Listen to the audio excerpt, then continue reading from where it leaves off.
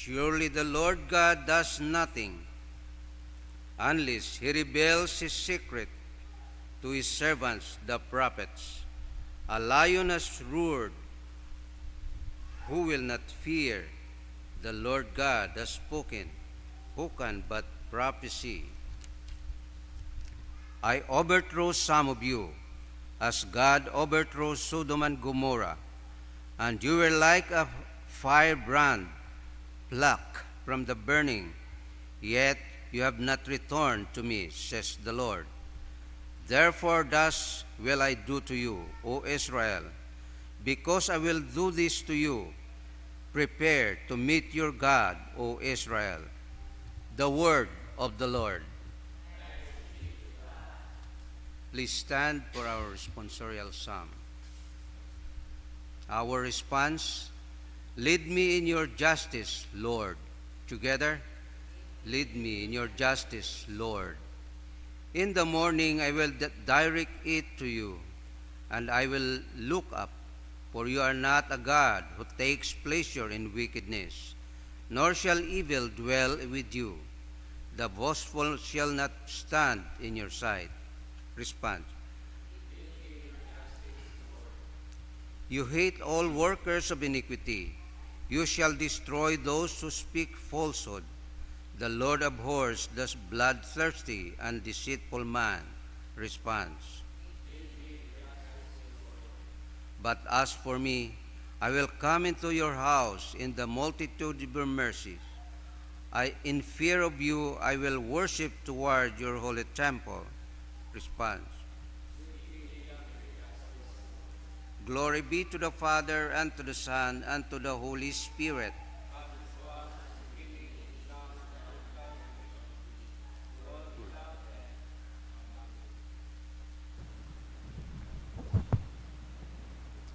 The Lord be with you. And with your spirit. The Holy Gospel of our Lord Jesus Christ according to St. Matthew chapter 8. Glory to you, Lord Jesus Christ.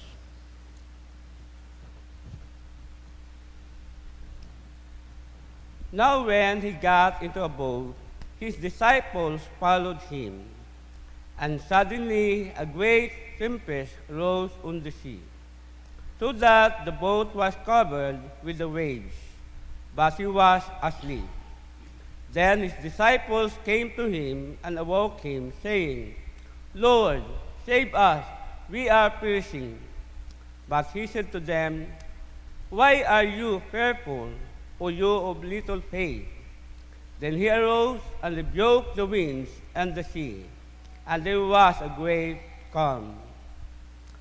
So the men marveled, saying, Who can this be, that even the winds and the sea obey him? The Gospel of the Lord. Praise be to you, Lord Jesus Christ. Please be seated. Sa aton ni Gospel, iya sa St. Matthew, chapter 8. Nga kung siim, do mga disciples, nga untusan da sa katong-anan, kadagatan. Agwanan da na-expectahe nga mag-abot, doon nga storm. Kung katon pa, doon mga problema, nag-abot sa aton nga kabuhi. Ngani, nagputanas na kay Lord, Lord, buligi kami, kaguyi kami, mamatay kami iya. Ngani makita naton nga, kung siim, nga di masayram, mga disciples kung ano ang nga obrahon. May mag-gabot man da sa atong kabuhi. Tanan sa atong kabuhi, habang kabuhi kita si babot kalibutan, may mga problema gib. Do pangutana, siin do aton nga pagtuo. Haman gikutanan ni Jesus Christ ang disciples, haman kamo nagkahadlok, siin din yung pagtuo. Do rason, dahil may relasyon sa Ginoo. Ngani kita ma'am, may ato mang relasyon sa Diyos. Hindi makita pagkutan ang Ginoo kung siin datong pagtuo. Ay kung wag kita relasyon sa Diyos, ay wag kita pagtuo sa atong Ginoo, di ba? Pero kung may pagtuo kita, may atong relasyon ka na. Ngani gina-question kita, Ginoo, siin do atong nga relasyon. Nga kung siin, nag-abot man da sa atong nga kabuhi. one time, dumduman ko, nag-uli ako December 24. Ngabot kita ko candlelight service 1992. Akong kasuging sakyan anay, tag nadumdumat no barko Guadalupe. Nga kung ito sa katong anam, sa unahan at corridor, wala naman expectahi na may mabasko nga storm, hangin. Agro hangin, takabasko kita, agro humbak, nagasudyo ta sa barko. Nga iba nga mga tao ito sa first floor, ay nagsaka ta, nagpanik ta, aga, slide ta ro barko, gamakan ta, likya-likya. Agro, amo yung nga bag, nagadoylon yung pabinet. Ay, yaban, nagpanik. Ako man ay, nakahawid man ako sa akon niya, tiras. Ang iba man, nagahawid man. Ang iba, nakabuta life jacket. Ay, niya ba ako ni Lord? Lord, amba lang kay Lord, buligi kami, mamatay sa kami niya, basi umos baga.